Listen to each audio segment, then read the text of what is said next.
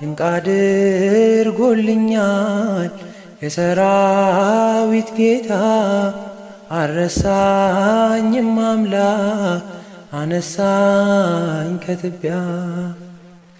ድንቅ ሰላምኩም ብዙሕ ትርፍ ይበለለይ ክቡራት ተኸታተልቲ ፋና ዩቱብ ሃመይና ኢኻትኩም ድሕና ዲኻትኩም ኣነ ሰላም እግዚአብሔር ይመስገን።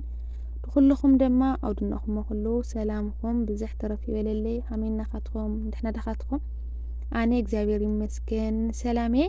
እሺ ልማዕንቲ ዘለኩም ድመጻኽ ድማ ካብ ድሓለፈ ተቃጸለ ሸምናይ ክፋል መንፈሳዊ ሕቶይ መልሲ እዩ።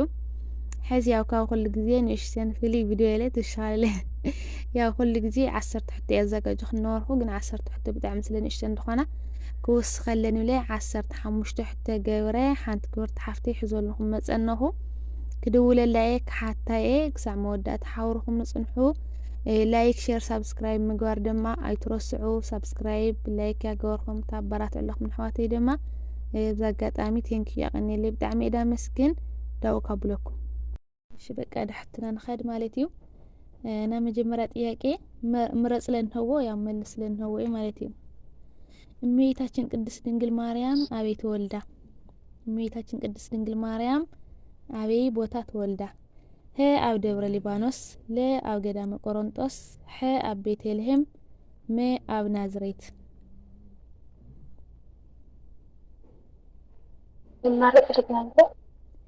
ሄ ደብረ ሊባኖስ፣ ለ ገዳመ ቆሮንጦስ፣ ሐ ቤተልሔም፣ መ ናዝሬት።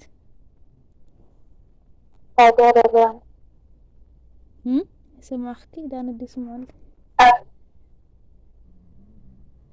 ሄ ኣብ ደብረ ሊባኖስ ጸጋያ ዝሕልኽ ንሽን ድምፂ ክስኽ ኣብሊ ቁጽሪ 2 እመቤታችን ቅድስት ድንግል ማርያም ተዓርግላ ድረአያ ሐዋርያ መን ይበሃል? ሄ ቅዱስ ዮሐንስ፣ ለ ሐዋርያ ቅዱስ ያዕቆብ፣ ሐ ቅዱስ ቶማስ፣ መ ቅዱስ ጴጥሮስ። ቅዱስ ጴጥሮስ ኣይኮነይ ተዓርግላ ዳ ሰማይ ተዓርግላስ ያው ድረአያ ሐዋርያ ስለ ዝኾነ ቅዱስ ቶማስ ድረአያ ማለት እዩ። እንዲያም እዚ እንታይ ይበሃል ሰበን ኣብ ህዋ ሰዳቶ መግነዛ ህዋ ሰደቶ ያው ቅዱስ ቶማስ ማለት እዩ። ቁጽሪ 3 ነቢይ ኢሳይያስ ብምንታይ ሰማዕትነት ተቀብሉ? ነቢይ ኢሳይያስ ብምንታይ ሰማዕትነት ተቀብሉ? ሄ ብመጋዝ፣ ለ ብእምኒ፣ ሐ ተሰቅሉ።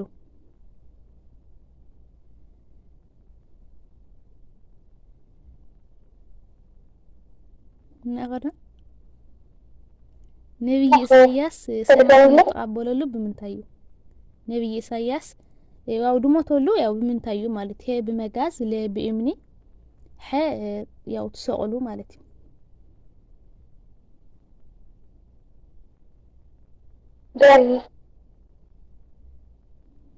خني هي بمجاز سماتنا تقبل ጸጋያ ዝሕልኽ ቁጽሪ 4 ጎይተና መድሓና ኢየሱስ ክርስቶስ ሰለስተ ግዜ ድኽሓዶ ሞልስ ግን ጸጸተ ሐዋርያ መን ይበሃል?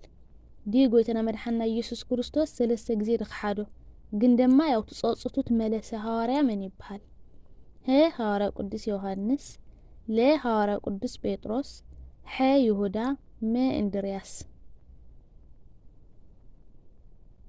ጴጥሮስ ሐዋርያው ቅዱስ ጴጥሮስ ጸጋያ ዝሕልኺ ቁጽሪ 5 ህንደይ ወንጌል ኣለው ያው ወንጌል ኣብ ህንደይ ወንጌል ድኖ ሄ 6 ለ 4 ሐ 2 መ 12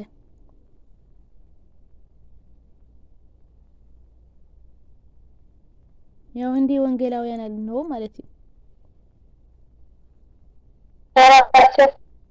4 ጸጋያ ዝሕልኺ ወንጌላዊ ማቴዎስ፣ ወንጌላዊ ማርቆስ፣ ወንጌላዊ ሉቃስ፣ ወንጌላዊ ቅዱስ ዮሐንስ 4 ወንጌላውያን ነው። ጸጋያ ዝሕልኺ ቁጽሪ 6 ኣብ እስራኤል ድመጀመርያ ግዜ ድነገሰ ንጉስ መን ይበሃል? ኣብ እስራኤል ድመጀመርያ ግዜ ድነገሰ ንጉስ መን ይበሃል? ሄ ቅዱስ ዳዊት፣ ለ ፈርዖን፣ ሐ ንጉስ ሳውል፣ መ ቅዱስ ሰሎሞን።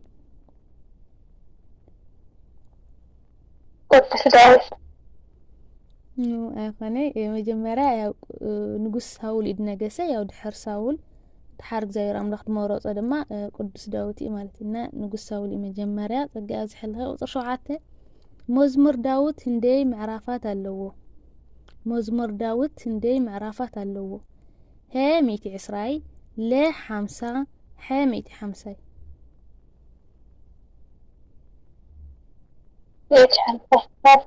ሐ 150 ጸጋያ ዝሕልኸ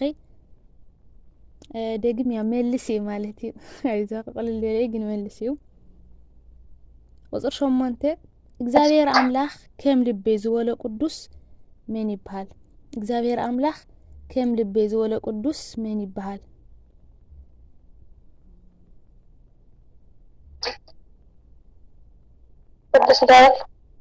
ቅዱስ ዳዊት እሺ ቁጥር 9 ናይ ይሁዳ ምትክ ሐዋርያ ምን ይባሃል ያው ምትክእታ ይሁዳ ድኾነ ማለት እዩ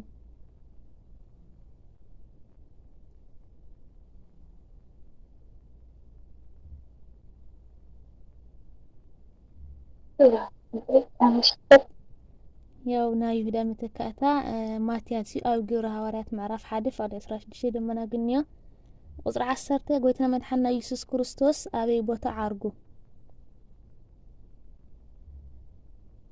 ጎይታና መድሓኒትና ኢየሱስ ክርስቶስ ዳዓርገሉ ቦታ ኣበይ እዩ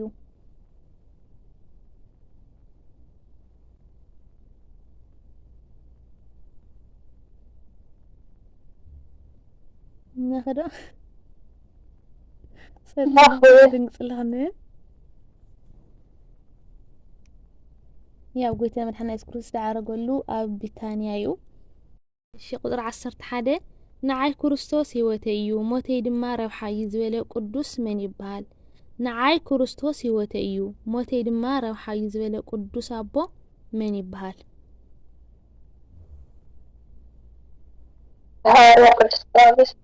ሐዋርያው ቅዱስ ጳውሎስ ጸጋያ ዝሕልኸ ቁጥር 12 ክሳዕ ስቕለት ጎይታ ዘይተፈለየ ሐዋርያ መን ይባሃል ማለት ጎይታ መድሓኒትና ኢየሱስ ክርስቶስ ክሳዕ ድስቀል ደይሓዱ ደይተፈለየ ሐዋርያ ክሳዕ መወደተ ድጸንዐ መን ይባሃል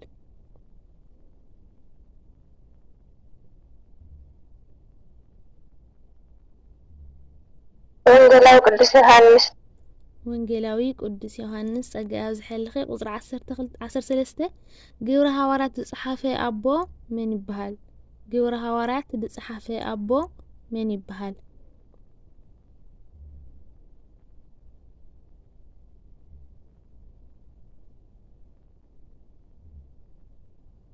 ቅዱስ ሉቃስ ወንጌላዊ ቅዱስ ሉቃስ ጸጋያ ዝሕልኸ ቁጥር 14 ኦ ጎይታ ካብ ጸግበ ክርስዕካ ጥመት ይሐሸኒ ዝበሉ ቅዱስ ኣቦ መን ይባሃሉ ኦ ጎይታ ካብ ጸግበ ክርስዕካስ ጥመት ይሐሸኒ ዝበሉ ቅዱስ ኣቦ መን ይባሃሉ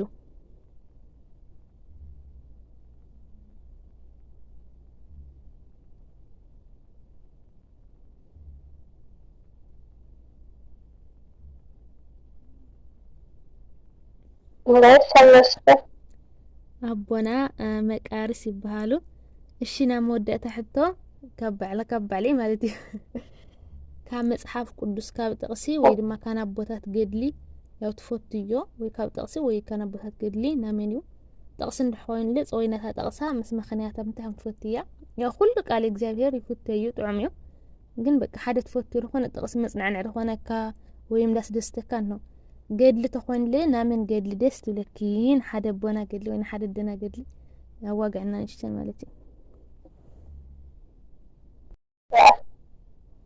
ታትብል መዝሙር ታትብል ጽሕፋ ማለት እዩ እግዚአብሔር ብርሃን መድሓኒ አያ ጸጋያ ዝሕልኸ እግዚአብሔር ያኽብረልና እና ክቡራተየ ናለማዓንቲ ድነበረና ሕቶይ መልሲ እዚ ይመስል ነብሩ ኣሙየ ጓልነይ ጸጋያ ዝሕልኸ በርግጥ ንእሽተን ፈርሕ ብላያ ነብራ ኩላትን እንድፈርሓ ማለት እዩ ክሓተካ ትኽን መንፈሳዊ ሕቶ ምናምን ትልኽወንስ ዳይቱብ ምክጽዕኖ ምዃኑ ስፈለጣ ብጣዕሚ እንድፈርሓ ማለት እዩ ያው እዚ ድማ ስለ ዩቱብ ደይጥቀማ ስለ ዩቱብ ንእሽተን ፈርሕ እየ እንድብላ ግን ብምእዛዝ ዳኣክልና ዳኣነ ከኸብራ ያላ ኩላተን ክሓተካትክን ትውለኸውን ብፍቃደኝነት እንድሕተታለና ዛጋጣም ድኩልኽን ብጣዕሚ ዳመስግነካትክን እግዚአብሔር ያኽብረለይ ሳትኩም ከመይ ተሳትፍኩም እንደንዲያግነኩም በርግጥ ካብድ ባል ሕታ ይኾነ ብጣዕሚ ይቃልል ግን ረስኻን ፍተሻ ድላዩ የዱላና هم ትኩል ግዜ ዱለና ናለይ ማዕንቲ ቪዲዮና እዚ ይመስል ፎትኩም ሞትኮን ደማ ተስፋ ይገብር ኣብ ድቅጽል በኻሊ ቪዲዮ ክሳዕ ንጋኔ ወይ ድማ ብዚ መንፈሳዊ ሕተይ መልሲ ክሳዕ ንጋኔ ሰሰናዩ ድንቅ አድርጎልኛል የሰራዊት ጌታ አረሳኝም አምላክ አነሳኝ ከትቢያ ድንቅ